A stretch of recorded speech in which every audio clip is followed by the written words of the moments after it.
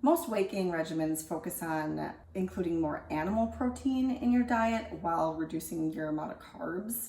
But I'm going to show you a much healthier way to go about putting on some extra pounds, which is definitely a common problem for vegans and plant-based individuals alike. If you have not seen my videos, I'm Carly. I'm a plant-based nutritionist, and I try to get out videos at least twice a week, usually Mondays and Thursdays. I'm going to be going over 4 different tips to try to assist you in putting some extra weight on while you're implementing this healthier dietary approach. I'm going to start with eating more cooked or lightly processed foods. This one's interesting because the more you process a food, the more bioavailable it becomes in your body. And that just is a fancy way of saying it's more easily absorbed and taken in. So the more, let's say you go from even beans like chickpeas to hummus, or when you make smoothies, or when you dry fruit. Grains are a good example because there's a very distinguishable hierarchy of processing levels, from the whole intact grain to like oats, for example, would go steel cut oats, rolled oats, and then I believe it's shredded, flaked, flour, puffed. Maybe there's a couple interchangeable in that area, but for the most part, that's just getting the point across that the more you process something, the more you're increasing that surface area and removing the fiber. You want to try to focus more on those foods. I mentioned the dry fruit and the hummus and the smoothies, but also breads and wraps, bagels even. I realize those have a lot less nutritional value than, let's say, Ezekiel bread or more of intact whole wheat bread. If you are really struggling to gain weight, these are simply the ways to do it. You can also eat more oil, which I typically, again, do not recommend because of its lack of nutritional value. Everything is extracted from that olive when making olive oil, or coconut when making coconut oil, and it's coconut oil particularly it's almost completely saturated fat. So if you just add a tiny bit of oil, even 1 tablespoon on a regular basis, that will significantly improve your caloric intake for the day. And like I said, just cooking more foods.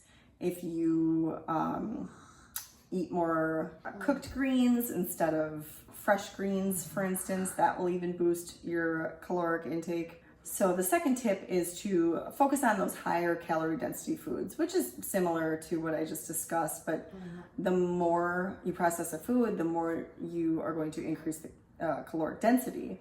But there's also some naturally more highly caloric plant-based options.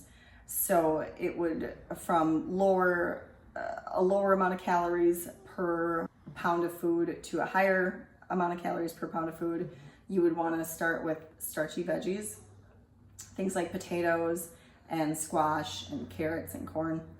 And then you'd move on to whole grains, which would be about 500 calories per pound.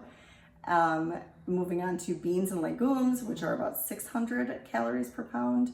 And then you have things like avocados and breads, dried cereal, dried fruit, nut and seed butters, and plant oils. So in that order, they move from about 400 calories per pound to about, I believe it's 2,000 calories per pound for the oil. So it's a pretty big discrepancy, but if you focus mainly on those foods throughout your day, you'll have no problem getting enough calorie intake to help you gain weight. So the next tip is pretty obvious, but I cannot make this video without it, is strength training. Strength training is obviously going to bulk up your muscles, put on more pounds, and increase myriad other factors that are healthful when you exercise. Keep the cardio light and focus on strength training at least twice a week, and make sure you hit all major muscle groups. So like the quads, the hamstrings, your butt, your abs, your pecs, your shoulders, your biceps, your triceps, and your back. Make sure you hit all those every time, at least once a week. And then my last tip is eating later in the day. This one, again, is super interesting. I learned it from Dr. Greger.